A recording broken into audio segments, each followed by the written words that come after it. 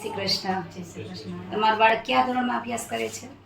ચોથા ધોરણમાં. એને કેટલા ટકા આવેલા છે? 99.23. એનું આ જે રિઝલ્ટ આવેલું છે એની ખુશી કેવી છે તમને? બહુ ખુશી થાય. હવે વાલી, વિદ્યાર્થી અને શિક્ષક દ્વારા જે વર્ષ દરમિયાન મહેનત કરવામાં આવે છે એના વિશે શું કહેવા માંગો છો?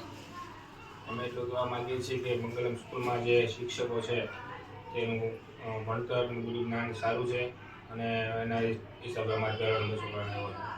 પછી તમારે બીજા વાલીને કોઈ એવો સંદેશો આપવો હોય તો? બીજા વાલીને અમે સંદેશો આપશું કે મંગલમ સ્કૂલમાં બેસાડો અને એનું જ્ઞાન સારું છે. વર્ષ દરમિયાન જે આપણે પ્રવૃત્તિઓ થાય છે એના વિશે શું કહેવા માંગો છો?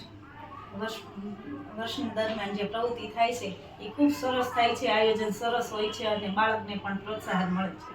અને સંસ્કાર સાથે જતન કરવામાં આવે છે બાળકોનું, એના વિશે શું કહેવા માંગો છો? સંસ્કાર સાથે જતન કરવામાં આવે, એમાં બાળકોને સંસ્કારે સારા મળે, શિક્ષકો પણ સારું જ્ઞાન આપે છે અને સાહેબો પણ સરસ ભણાવે છે બધું. જે અઠવાડિક આપણે માસિક કસોટી લઈએ છીએ શનિવારની પરીક્ષા, એના વિશે શું કહેવા માંગો છો? એમાં તો એ સરસ આયોજન છે અને જે બાળકોને આપણને ખ્યાલ આવે કે બાળકોને કેવું ભણે છે, કેટલા એના ટકા આવે છે, શું મળે છે, એમાં સરસ એનું છે બધું. Thank you.